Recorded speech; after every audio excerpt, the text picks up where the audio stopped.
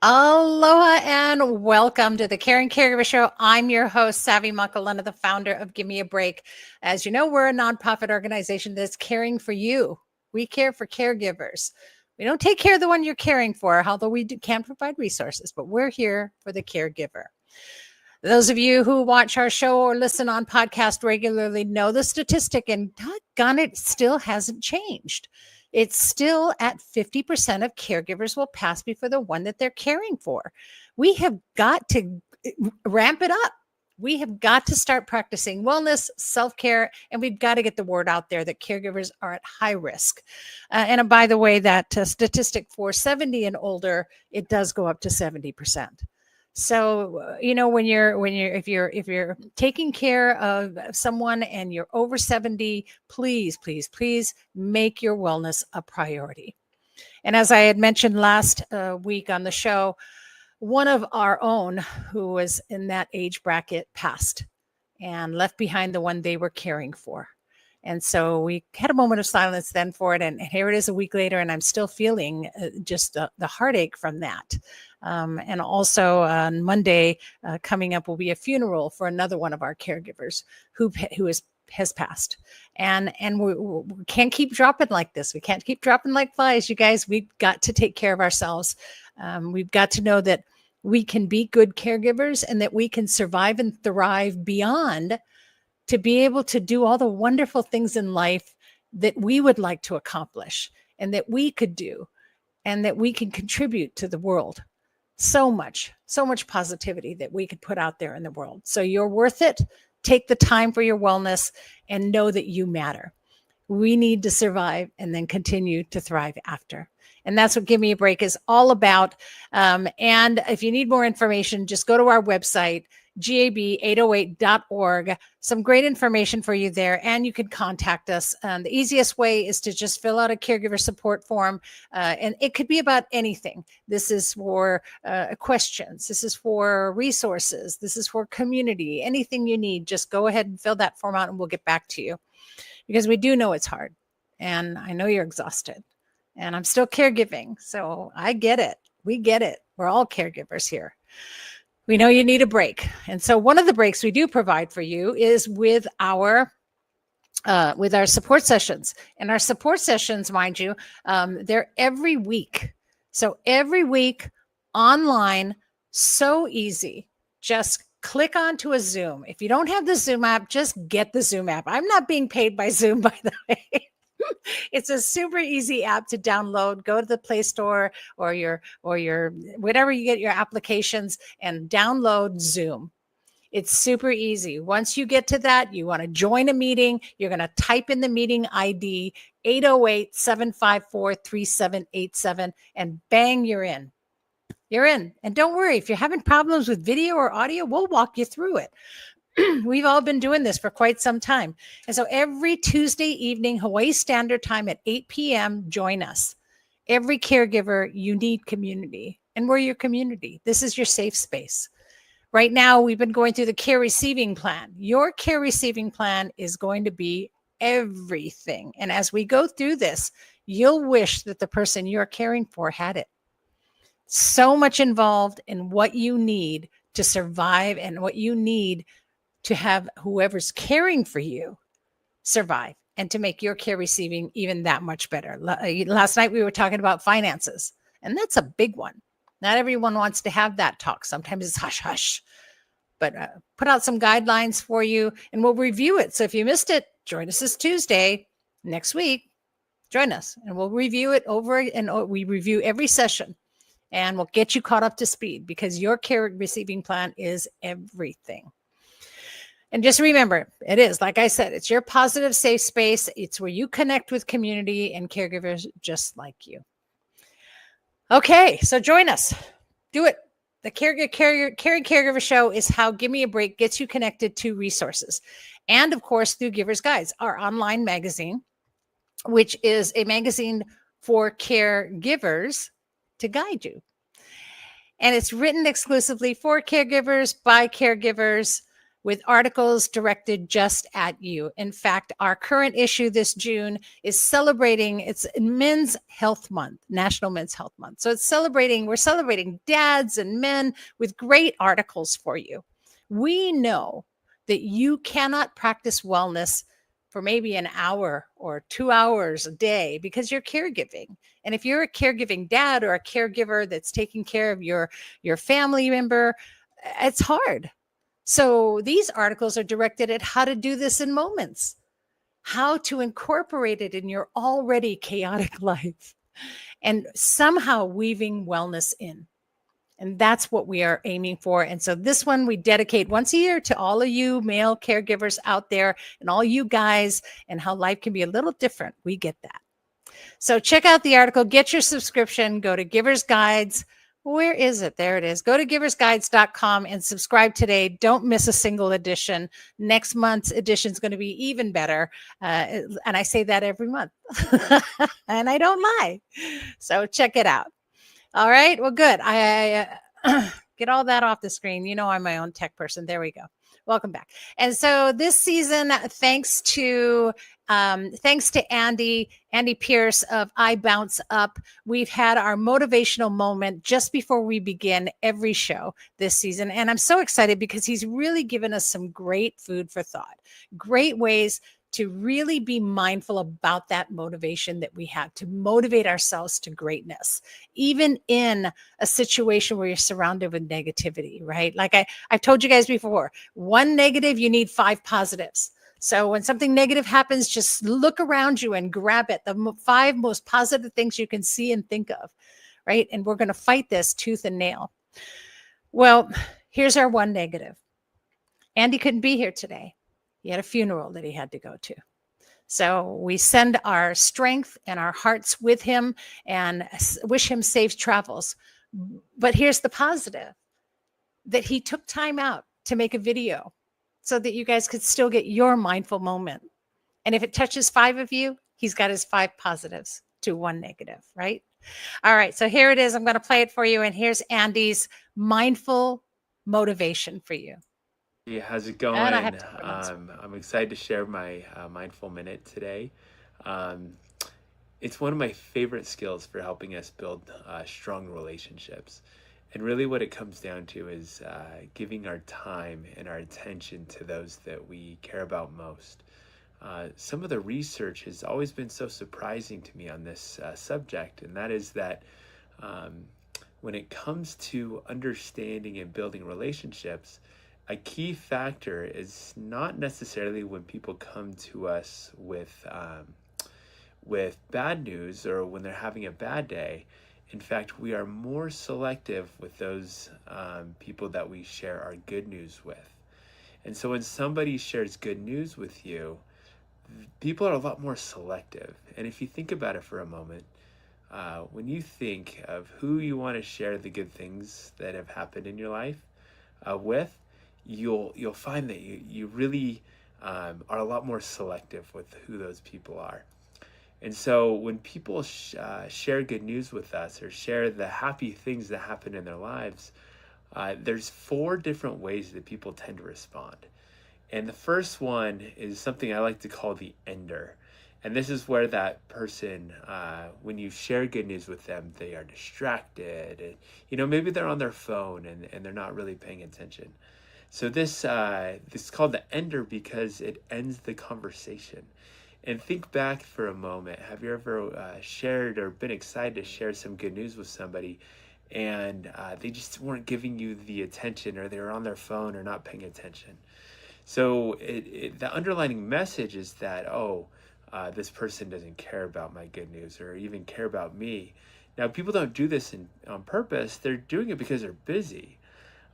So to be really understanding of where people are coming from, but also when someone shares good news with you, to give them your attention and be there with them. Another way, so 3 of the styles actually take away from the relationship and 1 adds to the relationship. So the second way in which people tend to respond that is not helpful, kind of like the ender, is called the taker. And this is where they change the topic, where they ignore the event, where they, or they'll start talking about their own experience, and people do this to try and really relate to the other person. But again, the underlying message is that they stole the conversation and they made it about themselves, even though they're just trying to relate. So the third way in which people tend to respond is what I call the robber. Now, this is the person that they're point out the negative, the things that are not good about this good news. And the reason people do this, again, is oftentimes it's to protect the people that you care about. Hey, I'm worried about you about this one thing that is maybe good news for you, but maybe they see like a couple red flags that they want to bring up. But again, the underlying message is that that your good news is actually not good news, which leaves that kind of bad taste in our mouth. And sometimes we'll leave that conversation feeling like, oh man, I'm not coming to that person with good news anymore. And maybe you've shared good news with people where they did this. And again, people aren't doing this because they're trying to be mean or trying to be a jerk. They do it because they care, is typically the reason why. But again, the underlying message is not bringing positive experience to that good news. Now, the last one is what I call the multiplier. And this is the person that multiplies that positive emotion. And what it is they are interested in the good news. They elaborate on the good news. They're there with you in the good news. And it feels so good when you go and share some good news with somebody and they just are there with you in it. It feels good in your heart and in your mind. And it's so simple yet so challenging if we're not really trying to be the multiplier. And really it just comes down to asking questions about that person, about their good news, about why it's good news and how you're excited for them, and really giving them the attention and the positive emotions that come with their already positive emotion. So there's these these 4 different styles in that last one. If we, pay attention to how we respond when people share with us good news, and you'll find that when you use this one, our relationships will become so much stronger, and those people will come back over and over and over again, because they know that that you're there for them. So thank you so much, and I hope you enjoyed this. Thank you.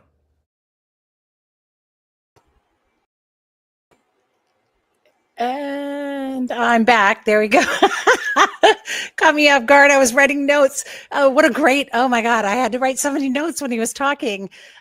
Truly motivating. And it really made me think about when we are caregivers, right? And how we respond, because somebody we are caring for, especially someone who's dealing with some sort of dementia related or memory related response. And it might even be something that we don't understand. We don't get it when we've heard it all. We've heard it every 5 minutes, right? And how do we respond to that? Do we respond as a ender, or as a taker, or a robber? Or do we just keep being the multiplier, right? And I know it's really hard because sometimes we think about what we want people to respond to us is the first impression. But let's think about how we are as caregivers and how we can really perpetuate positivity by continuing to be the multiplier, even if we've heard that same story over and over again every 5 minutes. Ask the questions. Oh, wow, that's great. And when was that? Was that when you guys first met? Oh, and tell me that story again. And why not go into it with as much positivity as we can take in one day? And if you can't, it's okay. I know my mom told the same story over and over again. She said the same thing, asked the same questions 5 minutes later. And when you can and be that positive beam of light, do it. When you can't, do what I did. Oh, God, I think I left something on the stove. I'll be right back. Oh, the laundry just finished. I got to go hang it. I'll be right back. And that got me out of the room. It gave me 5 or 10 minutes to just take a breath, regroup, And then by the time I went back into the room, she forgot about it anyway. So the beauty of caring for someone with dementia is it's all in 5-minute increments. Just give yourself time to be mindful and stay in that positive headspace. And I really thank you so much, Andy, for that. And you guys can contact him at iBOUNCEUP.org to get more motivation and to be able to continue to be positive in any way that we can, because that's really where we need to live. We need to live in positivity. It's not easy to do that. And safe travels to you, Andy. We look forward to next week's moment. And I'm feeling so positive, so motivated. So let's bring on our guest today. He's a decorated test pilot. Yes, I said test pilot, instructor, aerospace professional, caregiver, and the author of Final Approach, a test pilot story of caring for a loved one. Please welcome Dr. Jonathan Knaul. Aloha, Jonathan. How are you? Welcome. I'm so excited that you're here today. Aloha. I'm really excited to be here. What a wonderful introduction. By the way, so sorry to hear that you lost some folks. And also wonderful what Andrew Pierce just did. I love that. That was fantastic.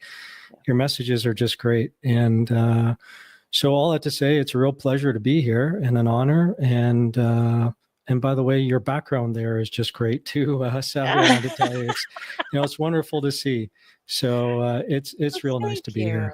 You're just the sweetest. And when I met you earlier in our pre-show talk, and I felt like we bonded because, of course, all caregivers just had that commonality of heart, really.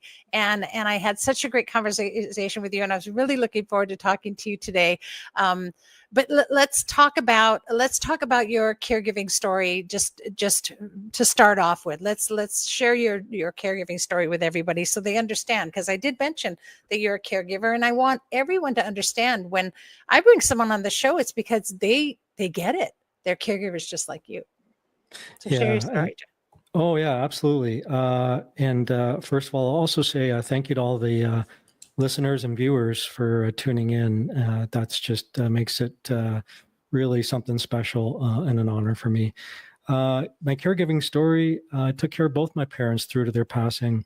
My father got quite ill when I was a teenager. I was 15. He lasted about 6 months. I'm from Toronto. I'm Canadian.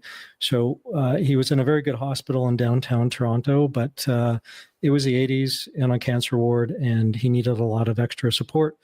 Like any hospital or any healthcare entity, they're short on resources, and that's pretty common.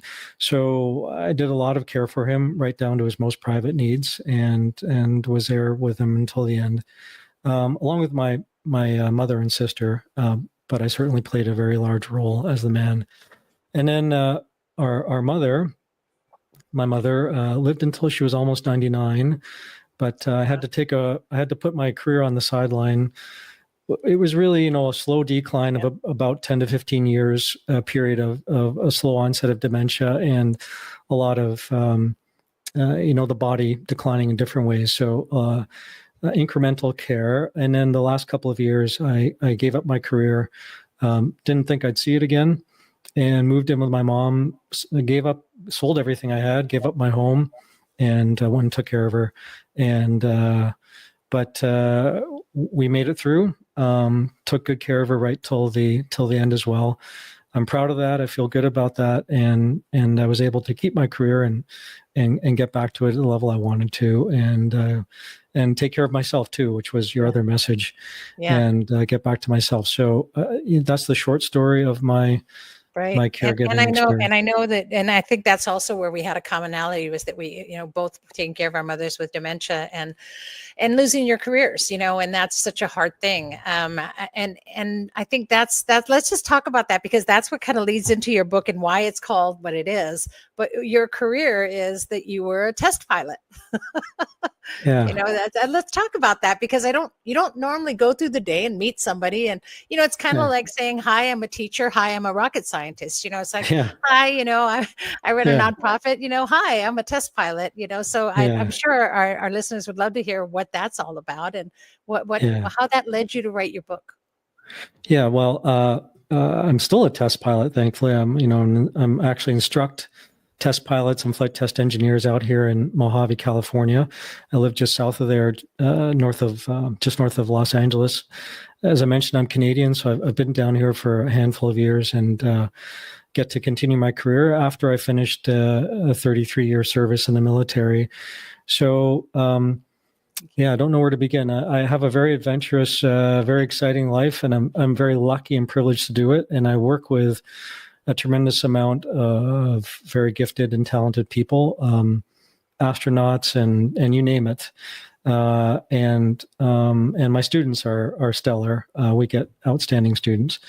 And I saw a platform there through my career to talk about caregiving because in my career, I hope I'm answering your question properly, Savy. In my career, it's not one that where we bear our soul and our emotions. Keeping that stuff hidden is probably pretty core or very common in my career. But I'm a sensitive person, I'm a vulnerable person, and I'm happy to be that way. So at the right time and right place, believe me, I'm not crying in the cockpit.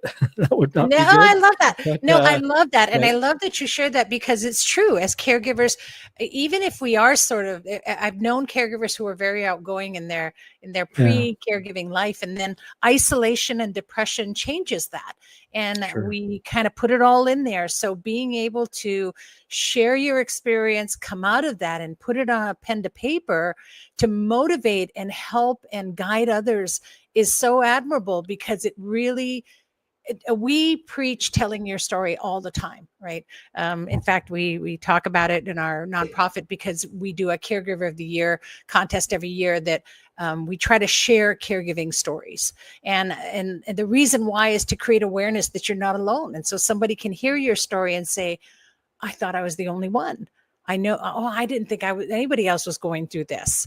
And so sharing your story is very impactful and means so much. And I know that within your book and your story, you also share some of the things that your parents even had to go through, right? There was the just learning resilience and strength from them and what they survived. Because if I'm correct, I believe both your parents or your father was in Auschwitz. Yeah, that's correct. First of all, your message about not alone really is a big part of my book. And through my website is the network that I'm building like you are to remind caregivers you're not alone, because it can get very, very lonely and you can feel very isolated, and it's a terrible place to be feeling, but you're not alone. As to my parents, my father, I grew up in Canada. My parents met in Canada, but my father was born in Poland in 1923. It may have been 1924. There's a bit of controversy about that, but notwithstanding, he and the whole family were, both my parents were Jewish, but he and his whole family were rounded up in late 1939. And he did spend a year, he was in a number of labor camps, but he ended up spending a year in Auschwitz. Somehow survived, and out of the frying pan and into the fire was sent to Dachau. Wow. And then survived Dachau. And that's another story. He came to Canada as a refugee. Only a half brother of a very large family survived. Very harrowing and very extraordinary. My mother was British and born in 1923. That one we know for sure, in London. And she lived through the whole bombing. And at age 16 in 1940, she went and volunteered and got on a boat and helped out at the evacuation of Dunkirk at age 16, which is just absolutely extraordinary. She was the breadwinner of the family, and crossing London every day to, despite the carnage. So again, as they met in Canada, and they had very extraordinary lives already. My father was a Renaissance man. He was a really sensational downhill skier and taught me how to ski. And I can go on about a number of other things. What a great memory. So I saw the platform because here's the thing that you all understand. To be a good caregiver, it's not the right term, but one element of being good at caregiving is knowing the person you're caring for. It's very individualistic. So through the book, I saw a platform to make an interesting guide about caregiving by threading it through the extraordinary lives of both my parents, so that you would get to know them, and it's quite interesting. And my mother was a character, and I get into that a bit too, a character in a very good way, and also through my life as a test pilot, and again, to give that reminder that you can still keep your life and your career, or you can get back to it, despite the caregiving that you have to give, and also to blend in there the bit about caring for yourself, because you said that at your very introduction about how the statistics of 50% of caregivers pass before the person being cared for, and that number goes up as you get older. So that's really. So actually, I've got your book on the screen right now. So it's actually, your book is called Final Approach, a test pilot's story of caring for loved ones. And I just think it's so unique because, and I love that final approach, right? And I love that because it's so unique, and not just talk about, caregiving and how to better your caregiving, and move forward in that way, but you really kind of pull from back. You take the history and give that story of people. And sometimes, and I feel like, and I think there's a lot of people who can relate to this, is that, oops, what did I do? There we go. And who can relate to this is that you're caregiving and you don't even know the person you're caregiving for sometimes, and I didn't always know the history of my parents. And I thought to myself, boy, if I could time travel, I would go back to when they were really falling in love. And I would try to understand, what that was, because we see them as mom and dad and we don't always see them as people. I'd like to see them and know what their beliefs were. I don't even know what my father's political beliefs were. It was never a conversation. Some people I know do, but that was never, we hardly ever talked in our family. And so, I come from a generation where it was, seen, not heard, right? And things were just kept quiet, and you just went on from day to day. I think I would have liked to have known more about my parents' personalities. So I love that you share that history, because it's also a great reminder for us. And, as we're coming to the close of Pride Month too, right? Pride is not just about LGBTQIA. It's also about respecting people for who they are and what they've gone through, and allowing people to celebrate and be who they are. And your parents had to go through so much because of who they were, and to be persecuted for that, and then to come out of it and to raise such a fine young man like yourself, who eventually cared for them, is really a story worth reading, I feel. So I really love the idea that you're sharing the history as well as ways for caregivers to move forward and to continue on. Yeah, I will tell you that. Thank you, Savy, and thank you for those kind words. They really resonate, and I'm very flattered too. Thank you. I tell the stories. I go back and forth in time to tell their history while I'm telling what's presently happening to them and for them with me. And the idea with that is that while the book is about me and my parents and my sister too, very much so, it's not for me or us, it's for the reader. And I really wanted to do that. And I'll add that not everyone has good relationships with their parents. They can be poor relationships, and they can be very complex. So I open up about that too. My father suffered terrible PTSD, and I had a very difficult childhood with him. At times abusive, and I'm quite willing to be vulnerable about that. I still loved him and I took care of him.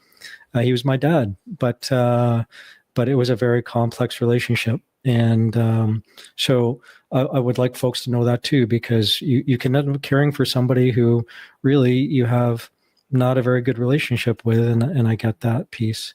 I don't know how much time we have. I wanted to reference something about the book cover that you put up. If I could take a minute, it might be good for the listeners. Yes, absolutely. Let me get that back up again too. Yeah, I'm very proud of it, and the title is Final Approach, a test pilot story of caring for loved ones. But that wasn't the original title. The original title was Together Across the Threshold, which is a chapter in the book. Wow. And that was the point where I had to, against my mother's knowledge, I had to trick her and into thinking she didn't know she was going to leave her home forever and go to a dementia care facility. But I suffered caregiver burnout, and she needed better care. And I got to that point. Yeah. And I wheeled her across the threshold of her of the doorway one day of her home, and something I still have some challenges thinking about, and I certainly need to let go. So that was the original title. The folks I worked with to self-publish, and it is self-published, had me change and I think we did a better one with Final Approach. And the picture I selfied on film. It was in the last year of my mother's life. That's my hand in hers. And so I put that on the front cover. But that's where we got to Final Approach. And I really felt that I wanted people to know about the fact that you can, excuse my voice, that you can still have your career in your life, despite taking care of somebody. And that's really important because it's hope.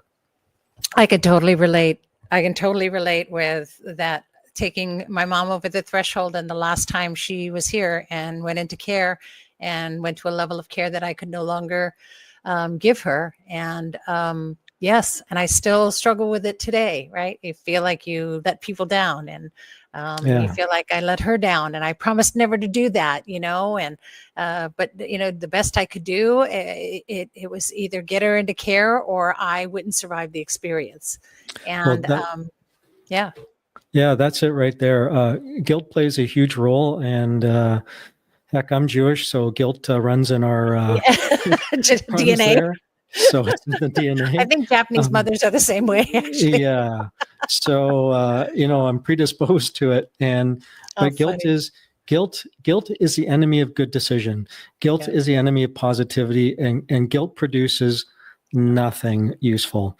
So it's important to recognize that. And I still have my challenges. I'm human, but it's really important. And I would say to you, Savy, to not feel guilty. And I hope that resonates with the listeners too. Because like you, I got to a point where, and it was made very clear to me by friends, by professionals, you cannot continue, because if you fall, then your mother has nothing. And then she will end up in the first available government low quality bed that's available, and she's hooped. So if you can afford it, and thankfully we could, not everybody can, but we were able to, we got her into a decent facility, and I still cared for her in that facility. And then the big thing is, when I was taking care of her in her home, and you get to a point where you can't run a one bed caregiving home in your home. I wasn't really her son anymore. That relationship left, and we both needed that back. When I got her into a facility, I could still be her prime caregiver, not 24 hours a day.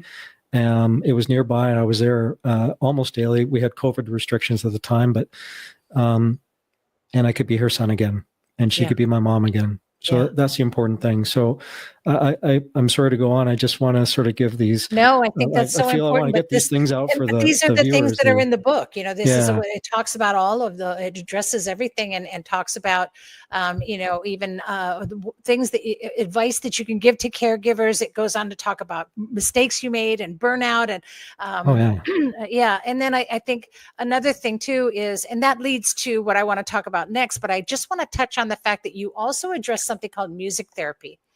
And that's a big thing. I go to see my mom now as she's in hospice for the 5th time. And I have on my phone, I have her favorite song. It's a Japanese jazz artist. And I'll play that song on my phone in her ear. And I watch her wrinkled face go to this.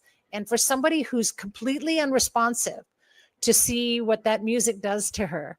And I completely believe in this, but I know, and I want to talk just a little bit about it because, anyway, but the music therapy for you and how you worked with your mother with that. Yeah, absolutely. I really, at the start, I really have to thank my sister. Her name's Felicia Knaul, also a doctor. She's, pardon me, I'm so sorry. listeners for I don't know where this cough came from. My sister's she's in the medical faculty down at UCLA, and there's a larger story there. But through her contacts, she found a very prominent, her name is Dr. Amy Clemens Cortez in Toronto area. And Amy is a professor, psychotherapist at U of T, University of Toronto, and a couple of other universities. And she's a music therapist, quite elite, and also cared for her mother through to her passing in dementia. And so through Amy, Amy didn't do the music therapy herself at the time. She had somebody else who did it, a wonderful person named Grace Rogers. And so through my sister, we got our mother's sessions. They were actually virtual because of COVID. Music therapy sessions, which did so much for her. And in the book, and I collaborated quite a bit with Amy and Dr. Amy, and so I talk a lot about music therapy in the book. I got exciting. A lot of information from Amy, and in the book, the whole book, I have to look again. I think it's 150 or 200 footnotes endnotes at the end, and a very extensive bibliography. And I did that on purpose so that the readers would have access to more resources, including the music therapy stuff. Yeah. In fact, so much so that you introduced me to her, and she's going to be coming on the show next month. Amy.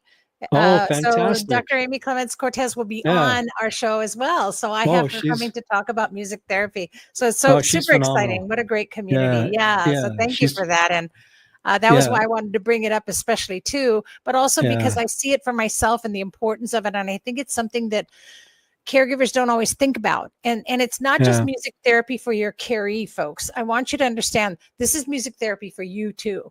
How important it is for you to not lose the song in your life, the song in your heart, and to be able to have that music still playing in your heart. So I think that's really important. But yes, thank you for that.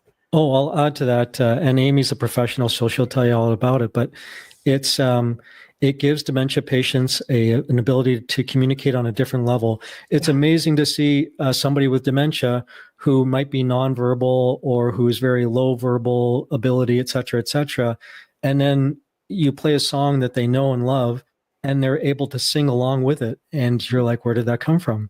And it's different neural pathways, et cetera. Again, I don't want to steal Amy's thunder. And of course, she really knows about it. She's the professional. But you offer them a different pathway, and it is joy. Wonderful thing. It is a wonderful thing. And there's so many we could go off for another hour on that. So we're going to watch our time and keep focused because I want to move forward a little bit. And then I want to just talk about our last thing, which is that all this that you put into your book, which is an amazing book and has so much information in it. It kind of moves into helping caregivers to be able to be more planned and to give them a guide for caring. And you've actually come up with, and I'll throw your book back on there again, so I can shift over. And you actually came up with a personalized caregiving plan, which is a practical guide to caring for your loved one and for yourself. And so let's just quickly talk about that as we're kind of closing up here, because I want people to understand the importance of what you offer here in this caregiving plan. Sure. The details are certainly in the book, but if you subscribe on my website, you will get a very brief caregiving plan, and it really helps you put a few things into perspective about things that you can do for the person you're caring for and things to do for yourself too. It allows some organization, because that's the problem when you care for somebody. And also when it's chaos, you're managing chaos, and you're managing more than just their care. You're managing maybe other personal support workers. You're managing employees, you're managing finances, the list goes on. Well, so here's where your test pilot experience comes in, right? There's a million controls in front of you. How do you organize this? I love it. I try and bring some order to it. And then the newsletter I do on the website adds a little bit to that too. That comes out every 3 weeks or so, and I try and make it brief. So again, there's a lot more detail on that in the book, but I do offer that. If you subscribe, I'm building a caregiver network like you are.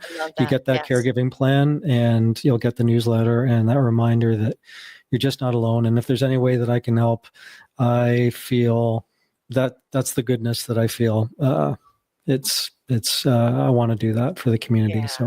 I know we're And short I on think time, that's so I don't want to. the more we hold hands, right, the better we are, the more we can connect Yeah. community. So it's finalapproach.com. Go on there. You can get the book there. You can subscribe and receive your free caregiving plan.